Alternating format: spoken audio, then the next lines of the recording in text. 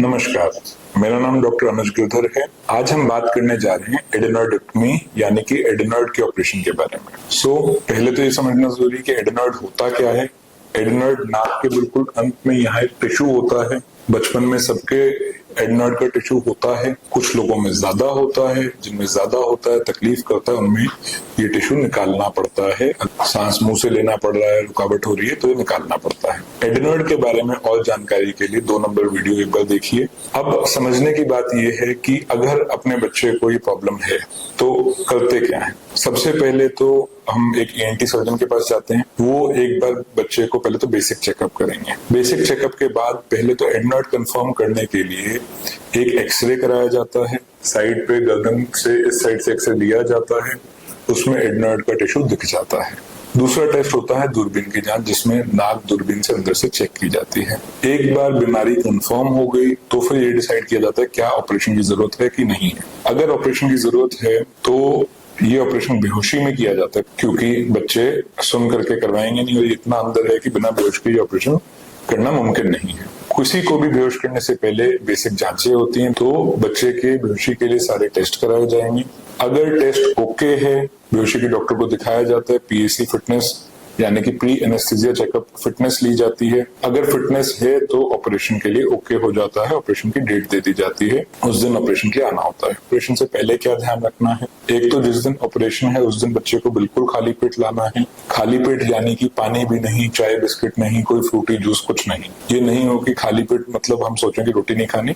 कुछ भी मुंह के रास्ते अगर जा रहा है तो इसका मतलब बच्चा खाली पेट नहीं है। पहले ले रखा है तो ऑपरेशन के दौरान उल्टी आने का या सांस के रास्ते ये खाना वापस जाने का रिस्क रहता है, जान का खतरा रहता है। तो ऑपरेशन से पहले बच्चा बिल्कुल खाली पेट होना चाहिए, कम से कम 6 घंटे। खांसी जुकाम है उस दिन, बुखार आ रहा है तो उस दिन ऑपरेशन नहीं कराना, आपको अपने ENT सर्जन को बताना है। तीसरी चीज, अगर कोई हमें एलर्जी है बच्चे को या कोई दवाइयां चलती हैं तो उसके बारे में भी डॉक्टर को बताना है, पहले ही डिस्कस करना है। फिर आता है कि ऑपरेशन कैसे होता है। ऑपरेशन पहली बात तो जैसे हमने बताया पूरी बेहोशी में होता है। बेहोश कैसे किया जाता है, कैनुला लगता है जिसके थ्रू ड्रिप चलती है, दवाई चलती है, उसी में दवाई दी जाती है। वो दवाई जाने से बच्चा सो जाता है, फिर ऑपरेशन किया जाता है। ऑपरेशन पहले तो बिना दूरबीन के किए जाते थे, सीधा क्यूरेट से गांठ निकाल दी। अब काफी बेहतर टेक्निक्स आ गई हैं, उसमें दूरबीन से देखते देखते एग्जैक्टली जहां टिश्यू है उसी को निकाला जाता है। अगर हम चाहें तो ये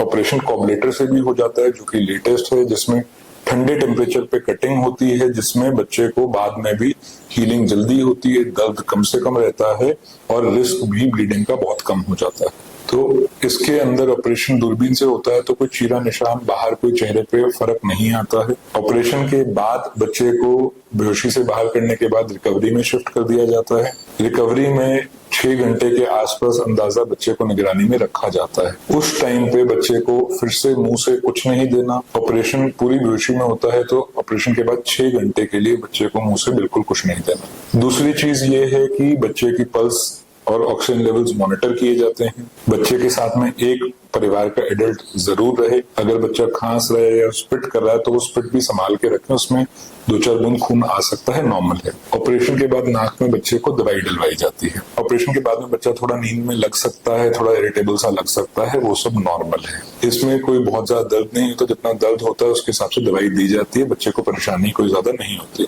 एक रात के लिए ऑपरेशन के बाद बच्चे को निगरानी में अस्पताल में रखा जाता है। अगर बच्चा ठीक है तो अगले दिन छुट्टी करके घर भेज देते हैं।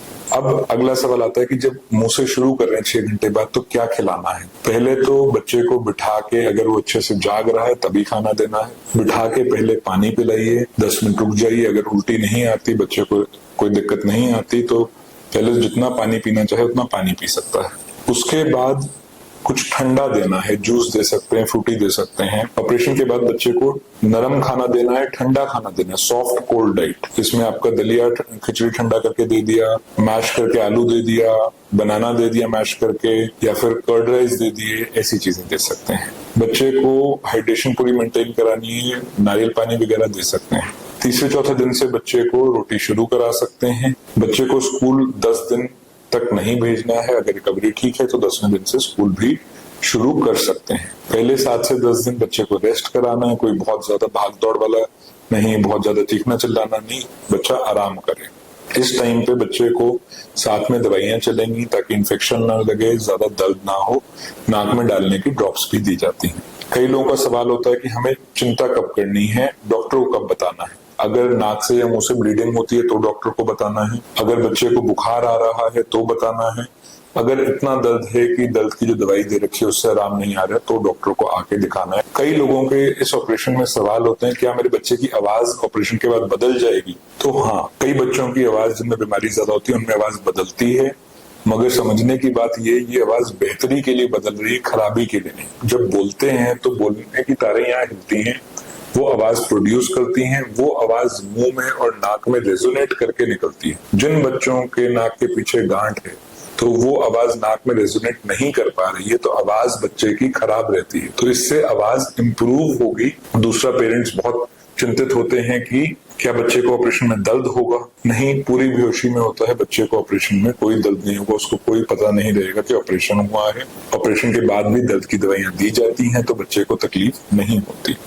तीसरा सवाल लोगों का आमतौर पे रहता है कि एडेनॉइड का ऑपरेशन तो नहीं हम करा लेंगे, मगर ये वापस तो नहीं हो जाएंगे? आमतौर पे नहीं होते, बहुत ही रेयर केस हो तो हो भी सकते हैं, आमतौर पे एलर्जी की वजह से होते हैं। ऑपरेशन या बीमारी संबंधित और कोई भी सवाल है तो नीचे कमेंट में पूछ सकते हैं। अगर वीडियो पसंद आई तो लाइक और सब्सक्राइब करें। Thank you.